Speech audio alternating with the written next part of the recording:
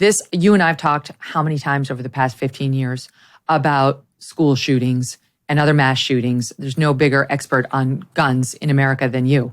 And now, if you would be hard pressed to find the story of the Memphis school and what didn't happen the other day, because it doesn't work with the media's narrative. In fact, they don't think that fortification of schools to protect children is a good idea at all. They get upset when you talk about fortifying the schools. They think you're off point and that's sort of ignoring the actual problem, notwithstanding the fact that we have 400 million guns in America. They somehow think we're going to get rid of them all.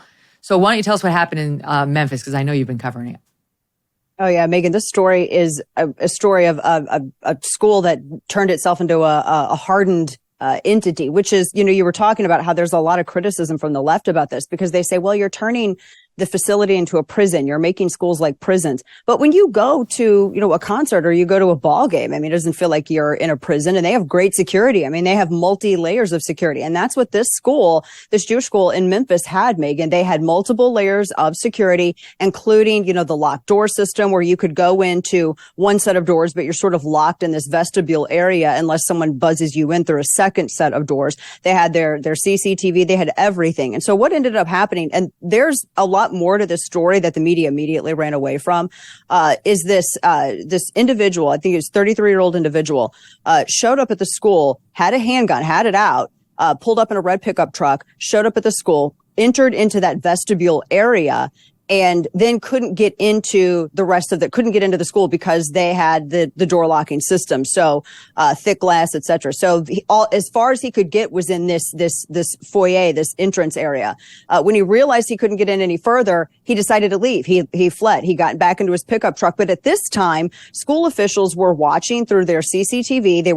They got, the image of the guy's truck. They got his license plate. They got his image. They immediately contacted police, who I think no fewer than 3 miles away from the school, police engaged this individual, and he immediately got out of his pickup truck brandishing his handgun, and cops shot him, and he was in critical condition in an area hospital. So this is where, Megyn, the story gets even weirder, because thankfully this school was locked down. They were aware. Also, thankfully, it was summer. Kids aren't back yet. There were some faculty present on the premises, but not everyone was back.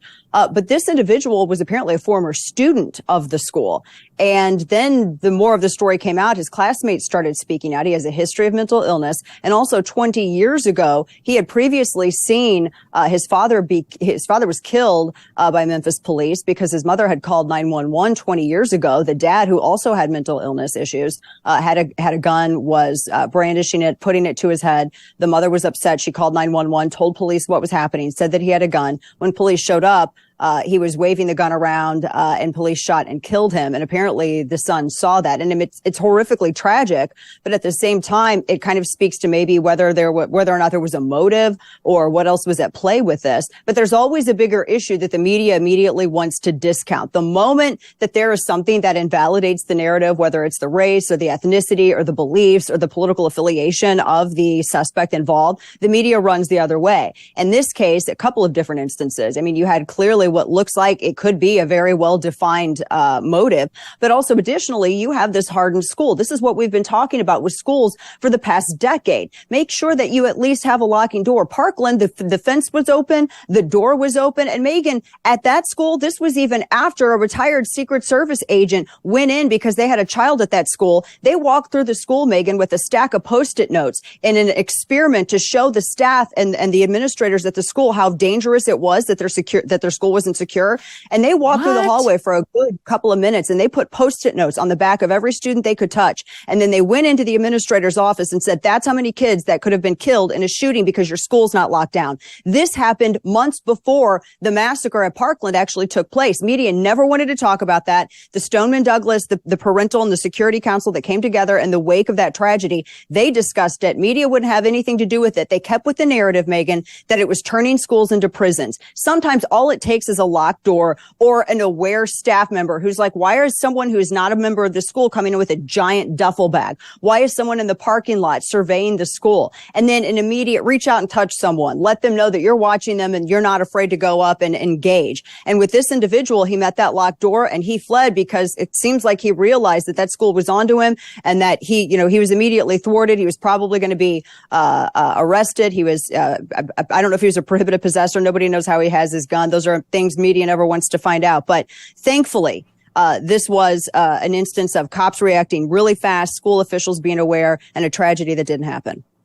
Wow. I did not know that story about the ex-Secret Service guy or gal going through Stoneman Douglas High School before the shooting and doing that. That's chilling.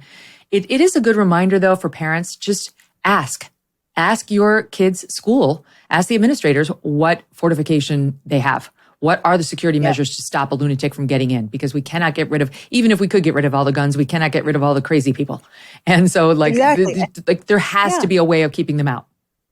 When we went and when we moved to Texas and my kids were homeschooled and we transitioned them to a Christian school, and I was interviewing the school. They weren't interviewing us. I was like, okay, I'm going to sit down. Let's talk to you. And one of the first questions I asked after their curriculum was, what security measures do you have in place? I see your double locking door, but I want to know what else. And the principal looked at me and he goes, well, I built my own AR-15 and it was apparently in a locked thing in his desk and he had special allowance to be able to carry and he does all this training and everything. And I thought, okay, can I come to this school too? Because I also is student here. It's amazing. God bless Texas. That's hilarious. You and Chris must have been doing high fives when you walked out of that one. Oh, that was we're like, we love this school now. We want to be here. It was great. Oh, that's a great call. If you are a business of one, you're probably killing yourself for everything you can earn. So when you're paying a CPA, a bookkeeper, payroll, and other admin services, every dollar out is so painful. Not only does your admin work cost an arm and a leg, it also takes you away from your own billable hours. There's got to be a better way. And guess what? There is. It's called Collective.com. Collective was built specifically for businesses of one that are making over $60,000 in profit each year. Collective handles all of the stuff that used to cost a pile of money for just a fraction of the cost. Plus, if you are set up as an LLC or just a sole proprietorship, Collective can elect your S-Corp status. Collective members save an average of $10,000 per year on taxes, and a Collective membership pays for itself within just a few months, not to mention it's 100% tax deductible. The price goes up on September 1st, so lock in your lower rate for a full year today and get an extra $100 off when you go to collective.com/Megyn right now. A team of experts to handle your business formation, accounting, bookkeeping, payroll, and business taxes at a small fraction of the cost. Plus, save potentially thousands of dollars each year on taxes. That's collective.com/MEGYN. Hey, thanks so much for watching. If you like what you just saw, hit the subscribe button for more clips and full episodes.